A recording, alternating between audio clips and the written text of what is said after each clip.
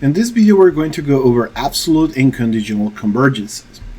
So now, given that we have any series and we can consider the corresponding absolute value series, which is going to be just the series of the absolute value of the sequence. And this, of course, is going to be the sum of all the absolute value of each of every single term in the sequence.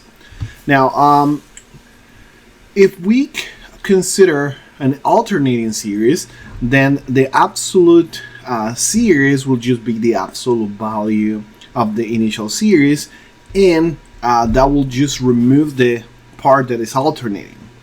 Now we can call a series absolute convergent if when we take the absolute value of the alternating series, then it's going to be convergent. And one example of that is here is the series of minus 1 to the n over n squared.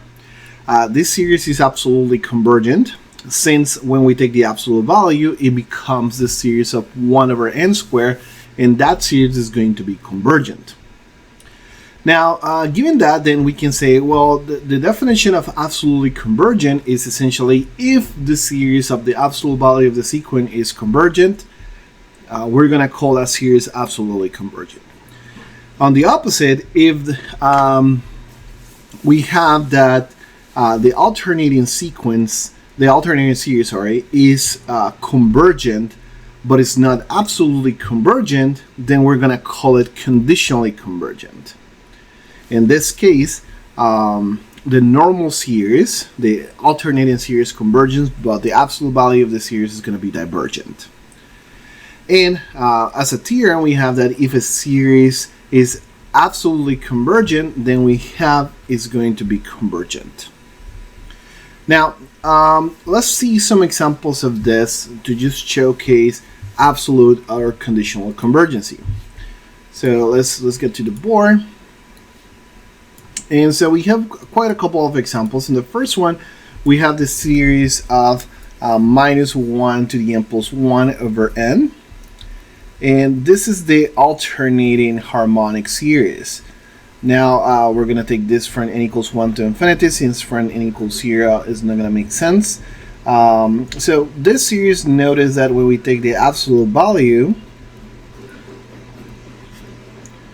of this whole thing, is just going to be the harmonic series, and this harmonic series diverges. So, but in the other hand, this series is convergent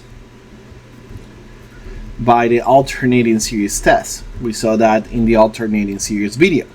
It's a decreasing sequence, and the limit goes to 0 on the absolute value. So now, because this is a convergent as the alternating series, but is divergent as the absolute value, then we call this conditionally convergent. And so this is the big example of a conditionally convergent sequence. Now the next example is not necessarily an alternating series, but it's a series that it oscillates somehow. So you see cosine of n over n squared. Notice that cosine here is something that is going to be bounded, or if we take the absolute value here, this is going to be bounded by the series of the absolute value. And then again, this is going to be bounded by 1 over n squared, since cosine of n is bounded by 1 over n squared. Okay, so now by virtue of this comparison, I just made a comparison here where I can say, well, this one is going to be convergent by comparison theorem.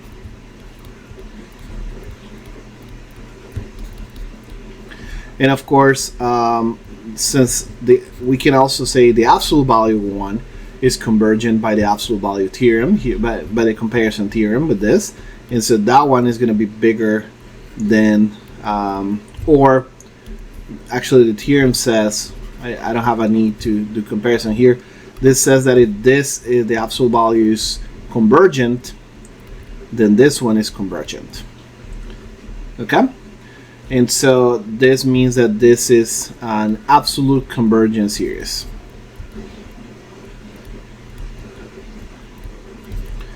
So this is absolutely convergent. Now let's move to example number 3. We have here the m minus 1 to the n over n factorial. We actually saw that that was convergent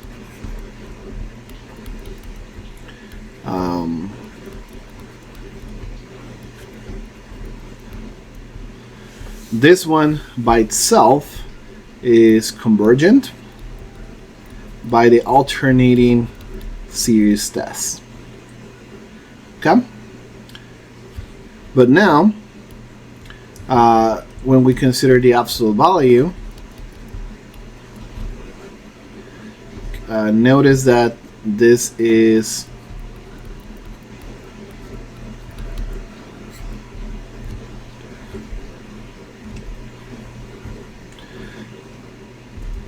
the absolute value series can be bounded and by something that is convergent. Notice that we can use any power. So for example, 2 to the n is less than n factorial. And so I have that 1 over n factorial is less than 1 over 2 to the n.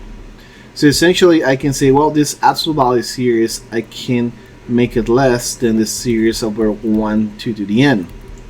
And then by comparison criteria, this is convergent. So the absolute value series is going to be convergent as well. So this is absolutely convergent. But it requires a comparison with another series to be able to find out. Now, the last example is what happens with the series from n equals 1 to infinity of minus 1 to the n arctangent of n. And this seems to be a little bit difficult to manage. This is, if we consider the absolute value of this,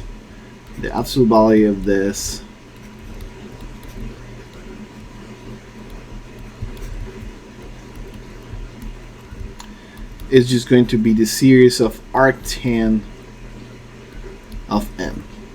Okay?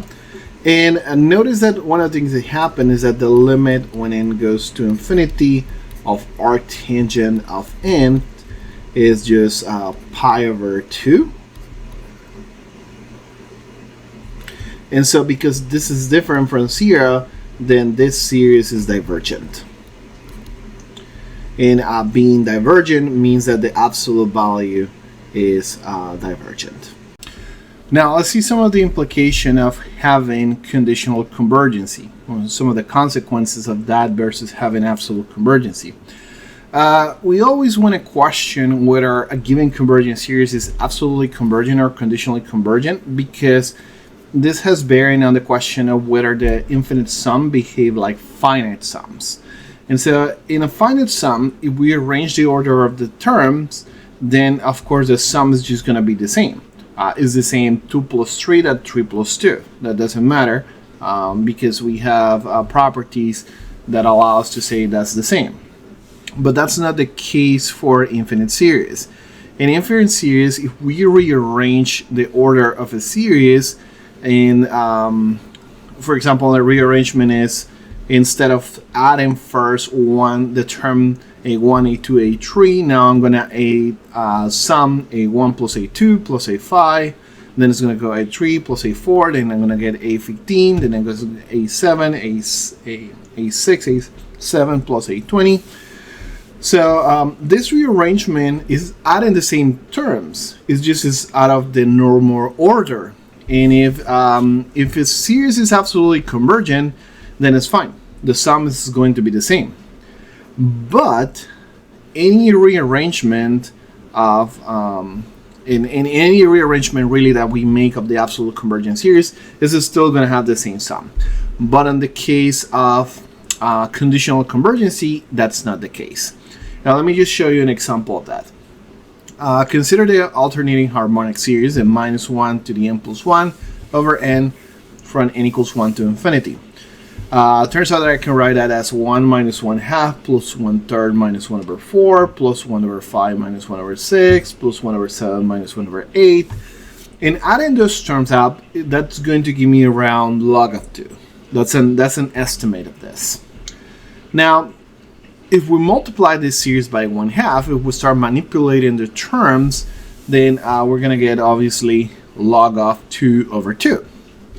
But now, let me add this new rearrangement to this one. So if I add this 2, now I'm going to get 1 plus 1 third minus 1 half plus 1 fifth plus 1 7 minus 1 fourth. And so notice that this is like I'm taking the first series and I'm just shifting around some terms. I'm taking 1 third and I'm adding it first with 1. And then I subtract minus 1 half. And then I take 1 fifth plus 1 7. And then I subtract minus 1 over 4. So I'm shifting around how the terms are being added. Turns out that that's because this is the addition of this plus this. I know that at the end result is going to be 3/2 of log of 2. But this is exactly the same series that is at the top. So there's no reason why it should be different, right? So that's what happens with conditional convergence series. The sum at the end may vary. It is still convergent, but the sum at the end is going to be a different thing. Okay? So this, again, will not happen if we have absolute convergent series, and that's why we care so much about absolute convergent series. Okay?